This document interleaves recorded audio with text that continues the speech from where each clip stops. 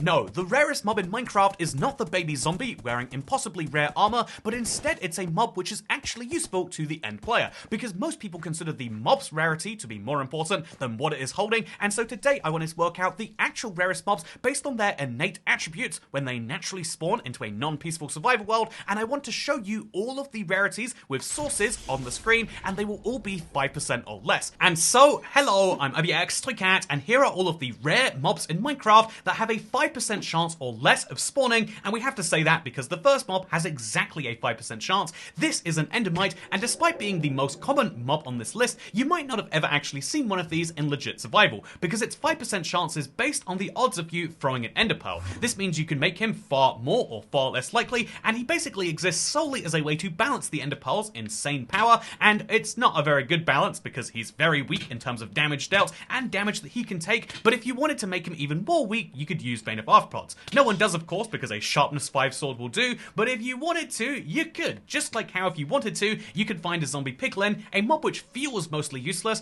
but isn't when he spawns on a strider. This is because it has a 1 in 30 chance, or about 3.33%.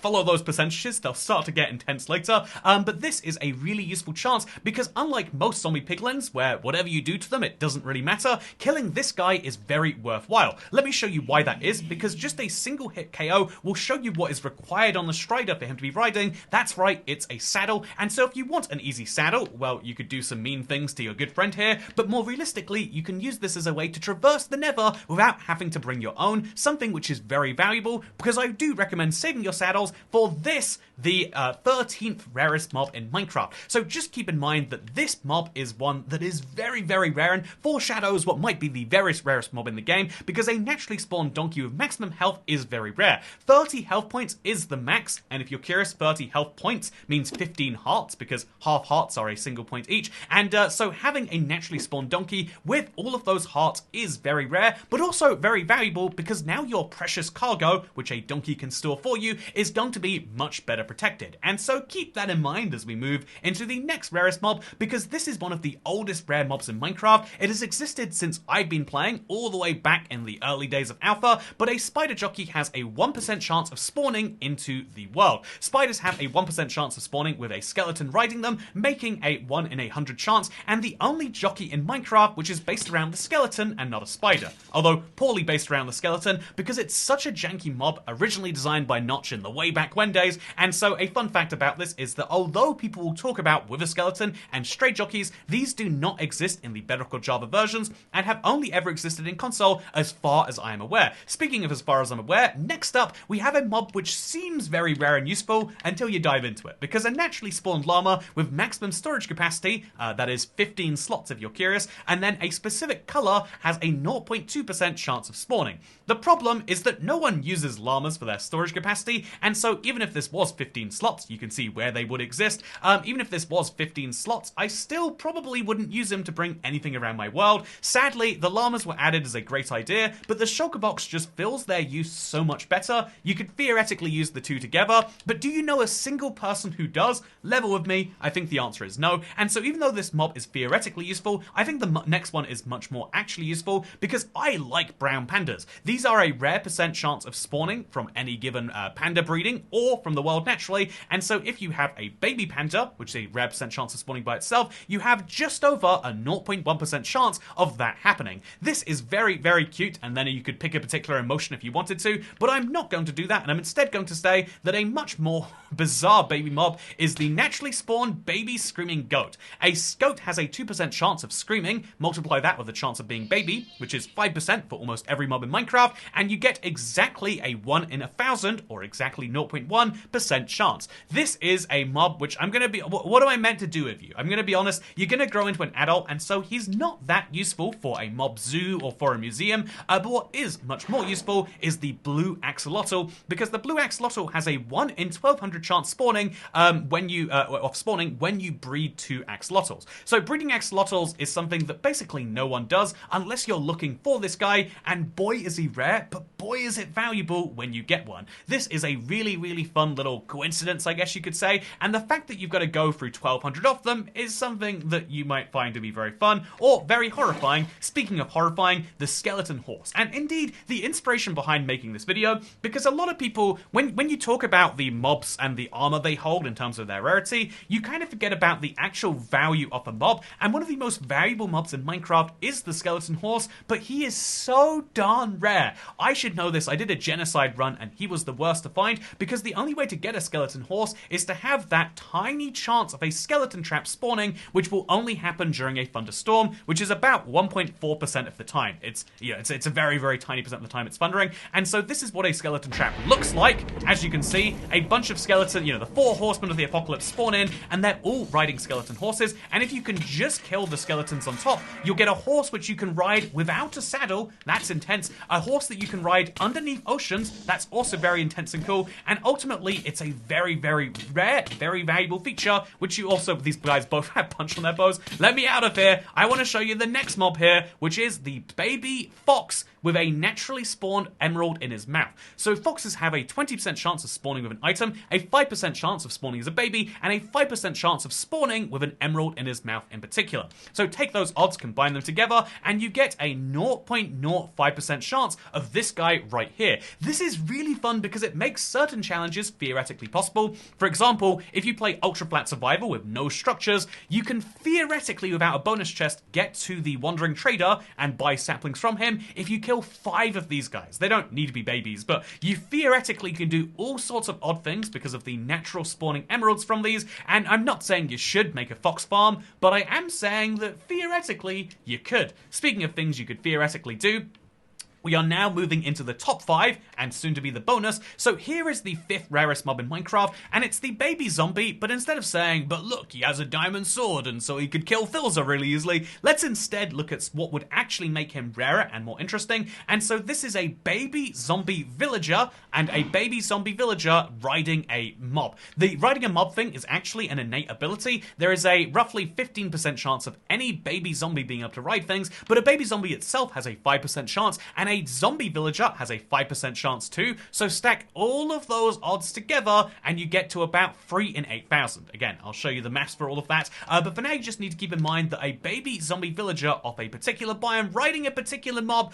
or riding any mob, is very rare, and unlike the baby fox or the baby goat, or indeed any baby, this baby mob will never grow up, and so I think this would be a much better fit for your museum than something that could much easier be faked, such as handing him some armor, and that's why I'd recommend doing it. Next up, we have the very fun example in my opinion, because it looks like it's the source of feeding blue axolotls, but actually this is the tropical fish. Every tropical fish has a chance of having each of the 2 shapes, 6 patterns, and 15 base colors, as well as 15 pattern colors, which makes a total number of 2,700 combinations. Therefore, a fun goal could be to collect them all. Fun fact, channel moderator Dasher has been doing that in their end by making a giant fish tank there, and I've got to say, watching a dragon go through the end, absolutely wild to look at by itself, but we'll leave that aside and say that if you want to do this, you have to rely on getting every single fish, which has 2,700 possible variations. This is next to impossible to do in survival, but if you want a goal, it's a great one.